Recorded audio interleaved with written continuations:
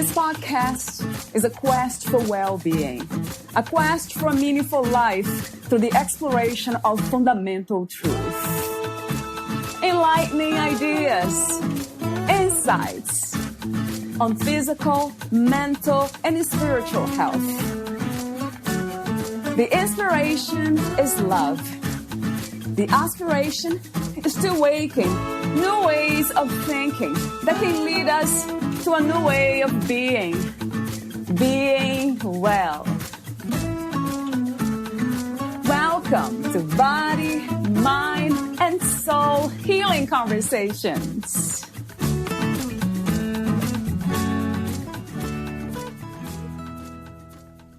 Authentic yoga is just listening to the heart and acting from that truth.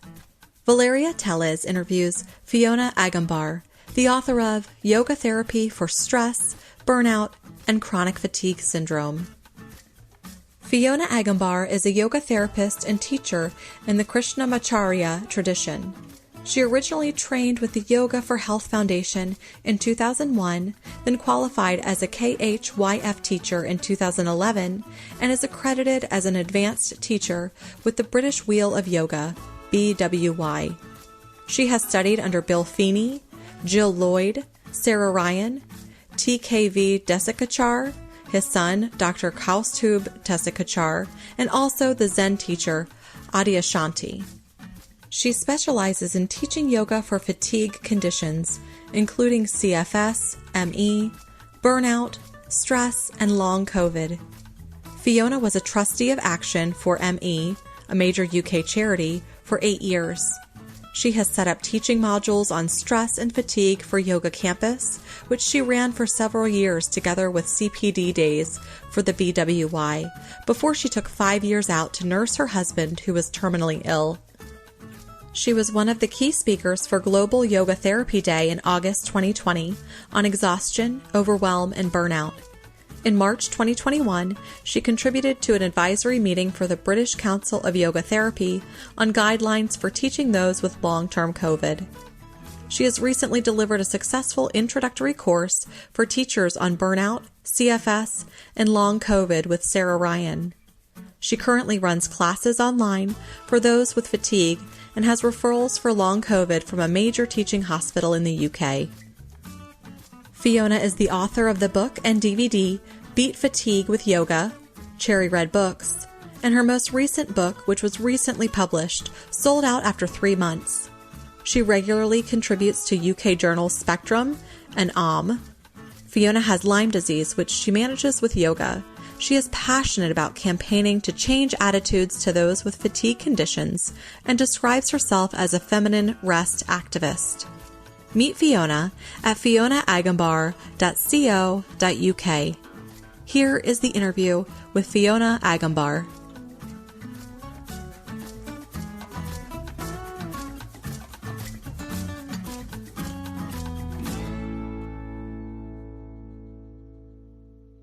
In your own words, who is Fiona Agombar? She is a yoga teacher and a writer, and I also think of myself as a rest activist. Rest activist. Talk to me for a moment about that. Sounds really good to me. I want to educate the world on the need to take more time out, to rest, to take downtime, to stop all this pushing and driving and striving that we're doing, which is making us all so sick and stressed and driven. Hopefully the virus has given us the opportunity to stop a little, but we need to use that opportunity to really think about things so that we're not going back into our patterns of pushing and driving again, which is something that I attribute to the patriarchy. And I don't mean that in any way against men, because I think they suffer as much as we women do. But it's just I think that we certainly need to be taking more downtime. Do you feel that at this time we are moving toward this shift of perspective, of consciousness? You know, that's a very interesting question, because it's a question I ask myself. And from my perspective, yes, we are. But then I tend to hang out with other yoga teachers or spiritual teachers or with my own students. So clearly within that demographic, people are shifting towards slowing down and being more mindful. But how it is out in the other part of the world, in other communities, I don't know. I tend to avoid the news because I just find it all so negative. Yeah, so in a way, it's challenging to know overall if we are changing and moving toward this way of living that is so much more in harmony with nature, with who we are. Can I ask, what do you think? I think so too, because it has something shift in myself. Like last year, 2020, I have seen this movement within my own consciousness, resting, less resistance. And because my understanding that we're all connected, all minds, everything is one, it's connected, then if I am changing or something in this life piece here, it's changing, then it's a sign that something has taken place as a whole, and something it is happening. Yes, there is this theory, isn't there, that if you get enough people, and it's something like 10%, that are all practicing in a particular way, it affects everyone. And I think that's been seen in nature with chimpanzees, where you teach them to use certain tools and then they find that chimpanzees in a different area are learning the same skills. So yes, let's hope so. Yeah, I do feel that, although when I look around me, really at my family, like close family members, my husband, and I see that he has not really shifted or changed in this way. It might mean in the way that I want him to change, which is a very egotistic thing. So it might be that expectation that maybe limits us to see the truth, that we all changing slowly. It might be very subtle, Fiona. I think it's really hard because we all want to be members of society and we want to fit in. And when we see the society around us acting in this kind of crazy driven way, we normalize it and we think, well, we should be like that too. We should be out there competing. And I think it's harder for men as well, because there's a certain expectation that society puts on them. And men, and I'm generalizing, so I do apologize, but men generally they're not quite as emotionally literate as women are. So again, I think it's harder for them, and we have to help them with this. Yes, I agree. And I'm trying to do my best, around him. But it is a challenge too. I mean, a challenge in the sense when it goes to, that's why I'm very aware of the ego, what it wants to do, like how the ego wants the world to be and people to be, the chains. Because that is not really a perspective that comes from the soul, from the divine, as we call it. It doesn't seem to be, because from that perspective, everything's included and it's okay. Everything the way it is, life the way it is just fine. That's right. But of course, the ego doesn't like change. And we're seeing rapid change at the moment. And for many people, that's putting them into fear. And you're quite right that the true self is open and welcoming everything that's happening. But, most of us are ego-driven. And I don't mean that in a detrimental way. That's just how we are. That's the duality that we find ourselves in. So therefore, change is threatening. And, we just have to do our best to go with the change and to help those around us to adapt as well. Talk to me for a moment about yoga. We talked briefly off record about the meaning of the word yoga. So, let's start with that, Fiona, when it comes to your work and what you do in your book titled Yoga Therapy for Stress, Burnout, and Chronic Fatigue Syndrome. Yes, so yoga is a Sanskrit word. And it has different definitions according to different Vedic texts, but it's generally held to mean union from the root word yug.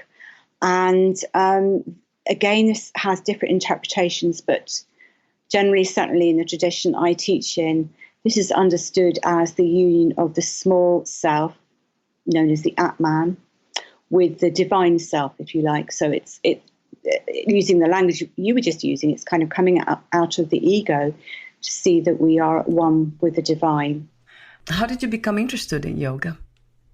I became interested in yoga because I was very sick. I had chronic fatigue syndrome, also we call it in the UK ME. And I had been running a busy public relations business, and I became very, very sick after I had a virus in 1992.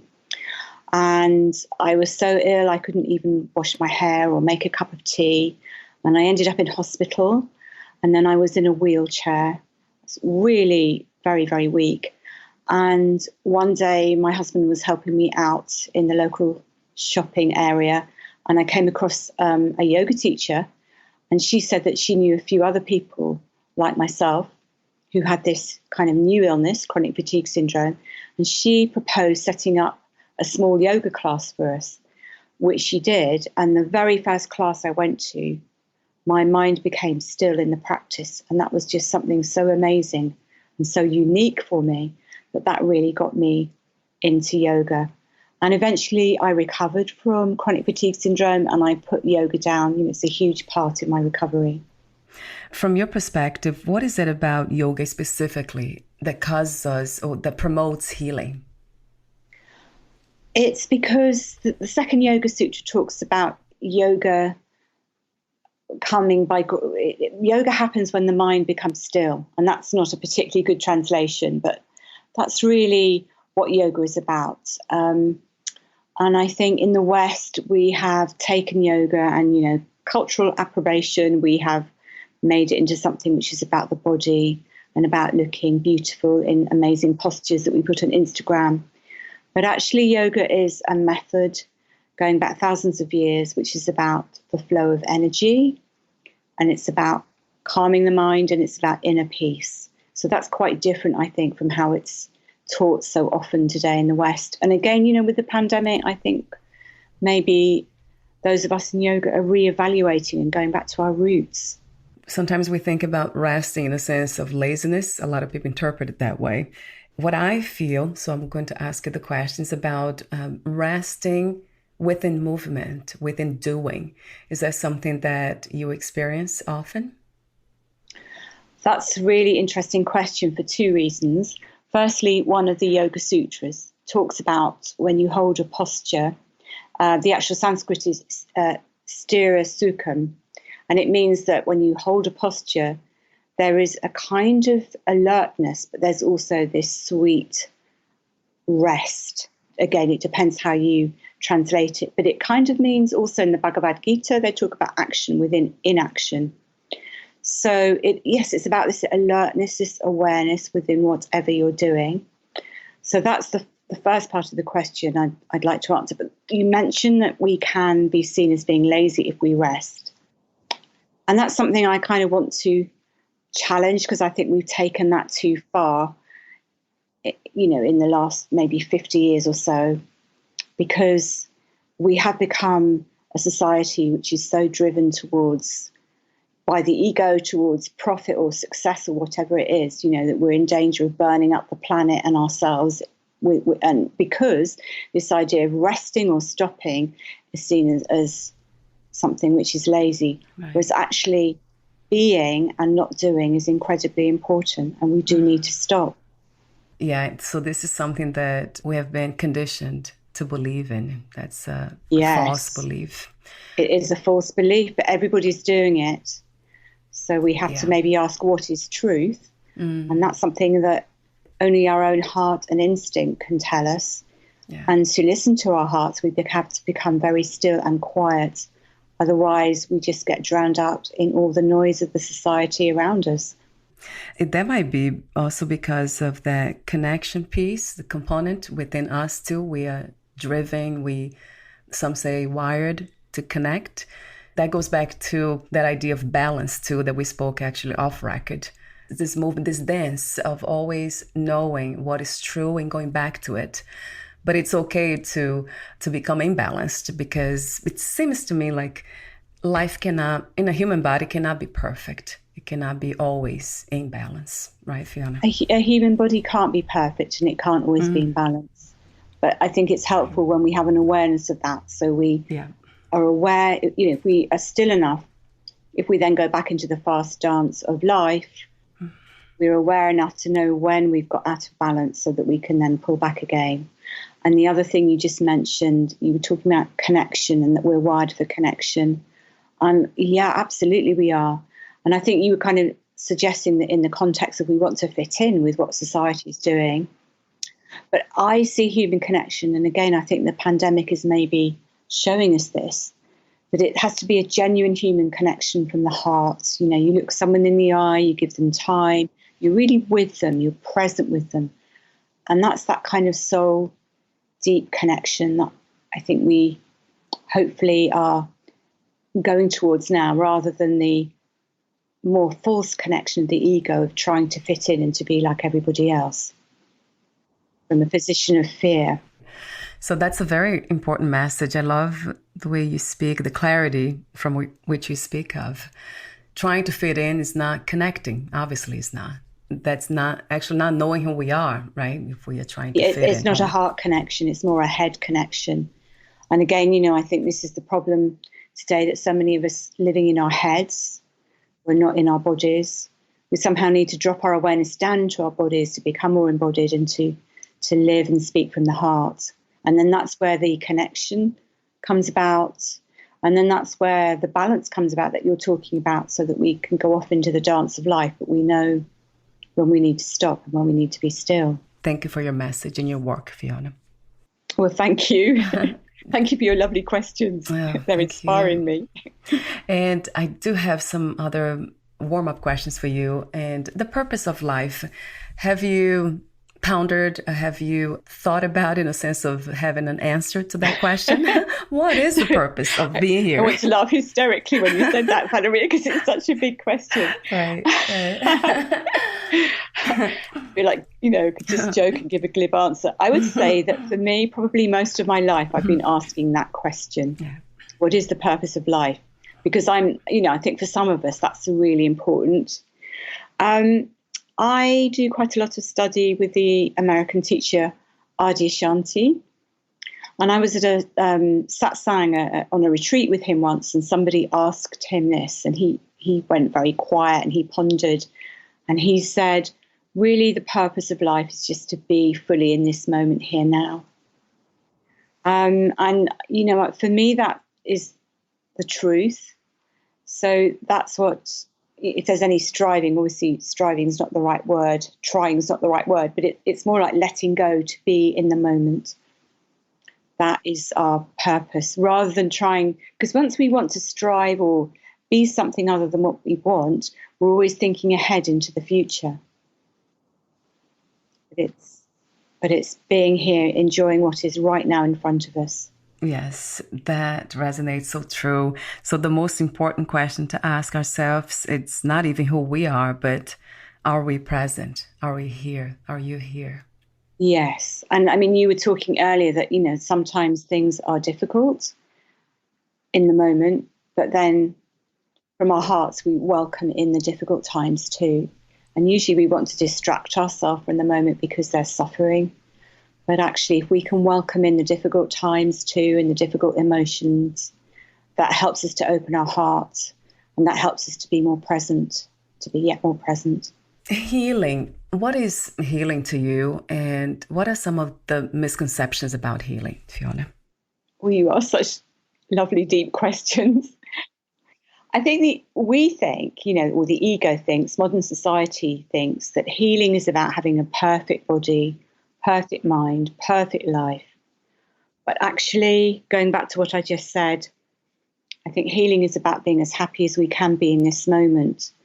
And I'm a yoga therapist, and I try to work with my clients to make them as happy as they're able to be within the moment. But, you know, some people might have a condition that is not curable, or they might have very difficult circumstances.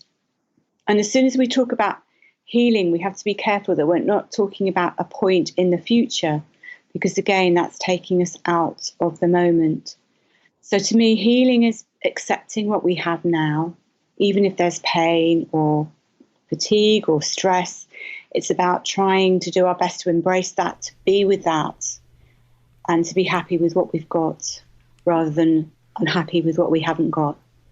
Wow. So it keeps going back to the present moment, being present. That's something that we hear a lot. The power of now. Eckhart Tolle, he really explored that. I love his book. his book changed my life, as it has so many, I think. He is doing a wonderful job in this reality of helping so many of us to understand the depth of ourselves in life. Actually, if I can just kind of add in a little anecdote, I first read his book, it was probably about 2003, and a lot of people were talking about it. And when I first read it, it made me incredibly anxious. And I remember talking to my homeopath at the time, and she said, well, it shouldn't make you anxious. You know, people are waking up, people are loving it.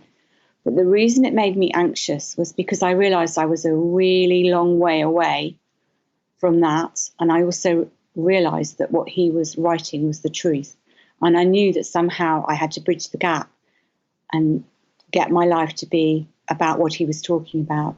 Right. So my life from 2003 then became kind of a quest, because at least from his book, I had the direction of what purpose and truth were. As of today, would you say that you are there in a sense of presence most of the time or all the time? Not always, no, sometimes not.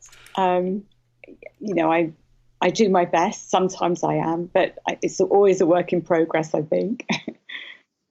Yeah, it's definitely a dance. I love that yeah, it's word. A dance. Yeah. And what is your idea of freedom, Fiona? That word, how do you define freedom? Freedom is when the mind no longer has attachments and that whatever is happening, we're not disturbed by. So we're not suffering anymore because we're accepting that things are just as they are, and we're allowing everything to be as it is. Yes. Yeah, that makes me think about the word that you used before that I use all the time. I have a book titled Inner Peace. That's what freedom is to me. Yes. That inner peace. Yeah, I mean, I recently, well, I'm not recently, in the last, I was married and my husband died of cancer at the end of 2019. And I have to say, a lot of the time I was in deep resistance because my role as a carer was very, very difficult and my health deteriorated through looking after him. And I was really noticing so much resistance in myself. However, the teachings of people like Adyashanti and Eckhart Tolle and yoga really helped me to notice this and to stay present with it and to even embrace the resistance. So I think, you know, when we have times of suffering and difficulty, we can use that as our work to, it's like grist to the mill. It's to help us become more conscious, to help us, you know, it's like this too, I accept this too. When we are living from that place of the heart, as you call it, that's when beauty arises. Yeah, love. And when we can just let go. Yeah. And I mean, another example, a lot of my dark stuff came up during this time. So there were times when I was very angry or anxious or resentful. Yeah. And again, it was about embracing that, just allowing it. You know, just like the trees allow their leaves to fall off in autumn and they don't say, oh no, why are my leaves falling off? Yes, no complaining. It's the example, like you say, of nature. Yeah, it's the most beautiful thing, to watch. Yeah, how graceful, nature is. Even the storms and that, for a lot of people, you know, they interpret as being angry, the anger or the rage of nature. But even that, and that's because allowance, they're just moving, dancing with life, no resistance. So you wrote the book, as I mentioned earlier, Yoga Therapy for Stress, Burnout, and Chronic Fatigue Syndrome. What was the main inspiration and intention of writing your book, Fiona?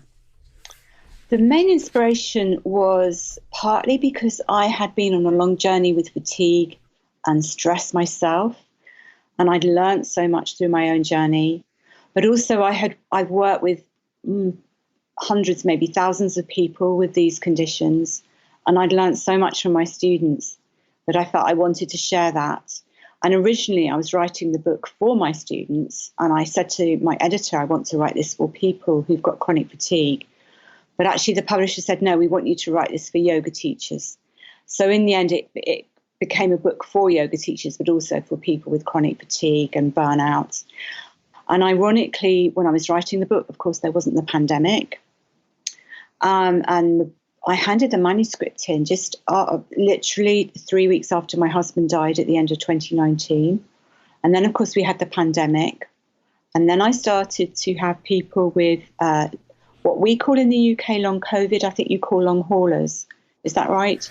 I actually not familiar with either of those terms for some reason. I never heard of them before. So these are people who had COVID-19 but are not recovering, and they're developing chronic fatigue after they've had it. So in other words, they're not actually recovering from having COVID-19. So this kind of client was beginning to come to my online classes. And actually I had quite a few people from America, because I do a class that's in the evening in the UK, but it suits the American time zones too. But anyway, so my editor gave me an opportunity to write about COVID too in the book. But the point I'm getting to is that when I wrote it, I had no idea that there would be a pandemic. But it seems very appropriate now, because so many people are getting burnt out and stressed and fearful and tired. So I think the book's become very relevant. And, you know, it's kind of like I can't say happy coincidence, because obviously the situation is not happy. But, you know, it is a coincidence that it's come out now. Yeah. Oh, not a coincidence at all, right? No such thing as they say. Yes. So yoga therapy, you are a therapist, yoga therapist and teacher. Do you offer these classes online? Yes. So I do them on Zoom. Yeah. That's great to know. Anyone can apply for it, can sign up, or? Anyone can sign up. Okay. And I do it on donation, because a lot of the people I work with are on benefits or they're on low income. So people just pay me what they can afford. So, yes, so as I say, I do it twice a week, and most of the US, Canadian clients come on a Wednesday evening. Well, it's afternoon or morning for them. There's a question I wanted to ask about feeling tired and fatigued, tired and relaxed. How do we know the difference? Because sometimes I get to that state of being, body, mind, that I'm not sure if I'm tired or I'm too relaxed. Good question. I think this is where we have to be quiet and tune into our body so that we learn.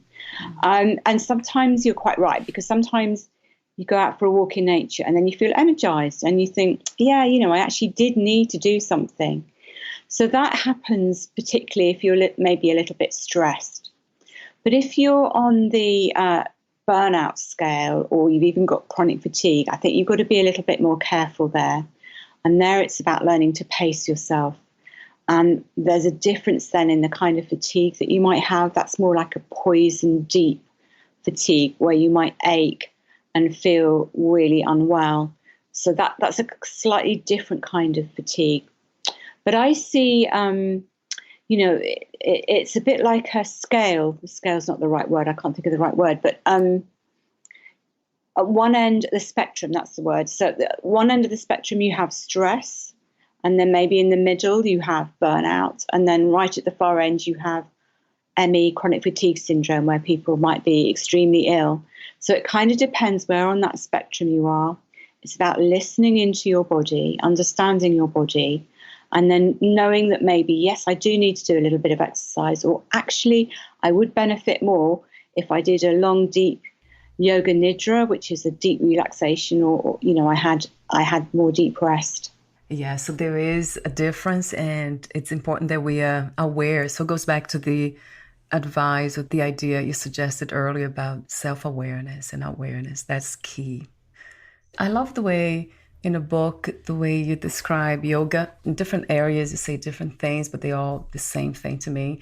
Yoga practice should ideally be one-to-one, because each of us is unique and does require a yoga program designed for the individual.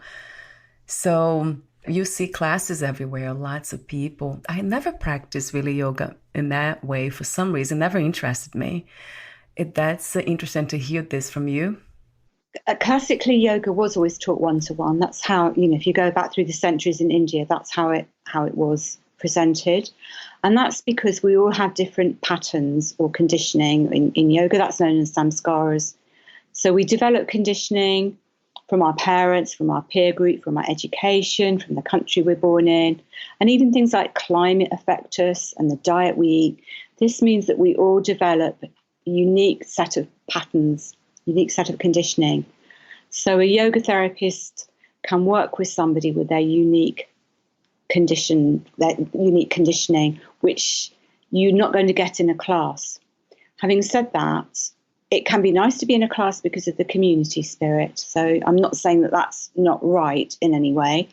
But if you have a particular health ailment, you might not find that help by going to a class. You might find that's helped much more by a one-to-one approach with a yoga therapist.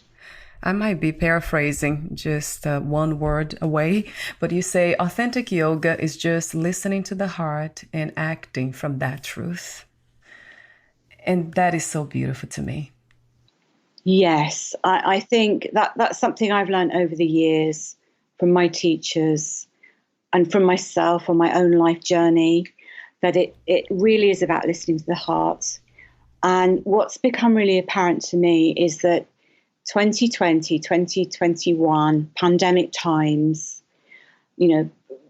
turmoil in political times, there's a lot of untruth being spoken on social media and in our newspapers and in our media. It's really difficult to know what to believe and what not to believe. So this is where the message of the heart becomes apparent, so that we can then tune into what is that telling me, not what I'm reading in the newspaper, not what society is putting pressure on me to believe. Because there are lots of things that we're not sure what is true and what isn't true. Is the science true? Isn't it true? Well, that's just an example.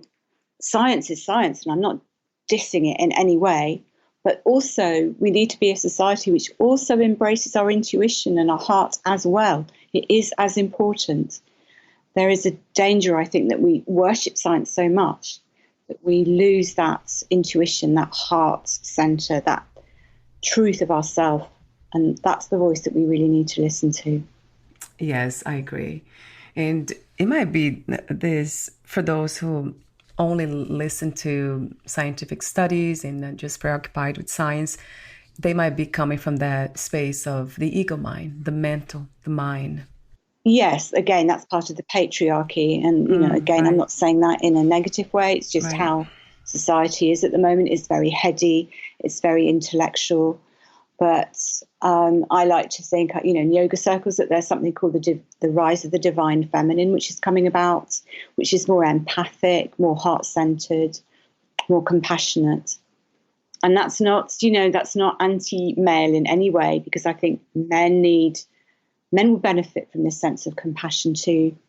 But hopefully we're moving away from this kind of intellectual, rational reasoning of everything, which negates emotions, which negates empathy and compassion. And that's a call for all of us to trust and be courageous, right, Fiona, in the sense of expressing the heart's truth without feeling embarrassed, I guess, or shame. That's interesting, because I remember feeling that way, like even ashamed to talk from the heart, because I was in an environment that was so intellectual. And then I tried to be as intellectual as I could be just to fit in. Yeah, that was the saddest thing to memories I have. I think you said something really important there, which is you're talking about courage. And the word courage comes from cœur, or I think it's Latin, but it's also French, and that means heart, which is actually something I learned from my dear friend Leah Barnett, who helped me with the book. So courage and the heart, often mean the same thing. And you can't come from the heart unless you have courage. And one of the people that's helped, somebody I admire really, who's really helped me a lot, is Brené Brown. Because, she talks a lot about being vulnerable, and that you have to have the courage to be vulnerable. And it's the same thing, really. It is this more feminine side, I think, about allowing ourselves to be vulnerable, not feeling that we've always got to show that we're tough and not putting this front on, but being real. And that does take an awful lot of courage, because it means being truthful. And sometimes that's really scary. Yeah. kind of makes a lot of sense. That takes a lot of courage, of that the heart energy. It is just to use that. It takes that kind of power to be truthful, because it's not something that it's easy. It might be simple, but it's not easy. Yeah. No, it's about being authentic. And that is so, when you talk about rest, it just makes me rest within. When I think about being authentic, it just coming from that place, it flows. It's so beautiful. Yeah, because we don't have to try anymore. We're not putting on an act. We're not trying to be something that we're not. So it takes the stress away. So your book, it's so rich. I have to go back to it because there's so many sections that I could read, didn't read yet. You talk about the interesting things like the adaptation stages of stress. So that I never heard before. Interesting. That stress can become an addiction, and that most of us are addicted to it. And you have positive and negative stress. You have lots of teaching tips throughout the book. And so many subjects that I wrote here that I won't be able to discuss at this time because of the time, the human-made limiting time idea. And then, interesting, fear and the cell danger response. And then you have lots of practices, tons of it. Beautiful practices like practice in self-compassion, mindfulness, relaxation. I love another one. You have the opening the heart. Oh, yes. That's a beautiful one, too. So many wonderful practices there that we can benefit from, not just the body, but the mind and the spirit. I love also chapter 14, which is the chanting mantras. It's a mantra chapter. You have a chanting mantras with gratitude there, too. So many. It's rich. Thank you so much, Fiona, for the work. Well, thank you for liking it. It was a work of heart. The heart, that warmth, that the truth, it can be felt. It is interesting, even in words or in anything. It's fascinating how it's energy, right, Fiona, these things. So some say that life is energy. Even science proves that. And that makes sense to me because it can be felt. Yeah, I think, again, my teacher Adyashanti talks a lot about this, how you can, he says you can pick up a book and feel what the energy is of it. And all I can say is that was a work of heart because I was writing that from my own experience. Obviously my own knowledge as a yoga teacher, but also it was kind of paralleled by this journey of my husband who's very slowly dying. And I don't mean that in a negative way. I mean that in a very beautiful way. Because it was like the two journeys became connected. And that's why it was a work of heart, because I was just writing from my soul, really, as he was, slowly slipping away. And his ending was so beautiful, or the connection between us was, I should say. And then, then I handed the manuscript in. And you say in a beautiful way, too, that I have you here. As I write this, my husband is very ill with cancer, and we have both been through the many challenges that this illness brings. My way of dealing with this is to accept what is happening and allow myself space to grieve, rant, and cry, and to be as present as I can since each day is so uncertain. What is your relationship with death or losing the physical body? I used to, when I was younger, I was absolutely terrified of it. And that was one of the reasons I kind of went on this spiritual quest, which I've been on for most of my life. And now I have a very healthy relationship with it. I don't feel frightened at all. Having said that, obviously we don't know when the time comes. Maybe there will be fear. But I feel that, obviously nobody knows. But I feel fairly certain that there is something more and that we go into the light and that, if we can serve and live the best life we can, then that's contributing towards something afterwards. I don't know. I can't put it into words really, but that's just my feeling. And I've spoken to many psychics, people who've had near-death experiences, people who've astral traveled. So there's definitely, and I've had my own experience myself. I've had a kind of out-of-body, non-dual experience. So I know that there's more than just is here on the physical plane. Right. I mean, I know that from my own experience. That might be the ultimate letting go and surrender, that moment. It is, isn't it? Yes. Some say that it's very important to die before we die. Yes. So that might be my teacher says that. Yes. Yes, surrender completely to life. Yeah. And that is unconditional love, isn't it, Fiona? And trust. Yeah. So a word in the Yoga Sutra is called Shraddha, which means trust. It means, complete faith, complete trust. What is another word for healing? Love. And what are 3 things about life you know for sure as of this moment? I'm here now. I will die. There is beauty in this moment. Mm-hmm. Yes, I could say yes forever to that beauty of being here now and without resistance. I love your work, though. I love your presence. I love your work. I love the intention. Well, I love your everything. work too. I think you're such a beautiful person, and thank you so much for contacting me. It's such a joy. Thank you, Valeria. Thank you, Fiona. Where can we find more information about you, your books, products, services, and future projects? So I have a website, and it's basically my name. So that's Fiona Agombar, but spelled as one word, .co.uk.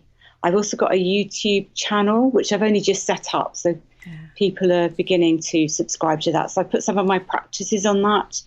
And I'm also on Facebook. Definitely have the website there on your podcast profile. Oh, and I should just very quickly say that I have a Facebook group called Gentle Yoga with Fiona, Gentle Yoga for Fatigue with Fiona. So that's a specific group for people with fatigue who want to come and do yoga with me.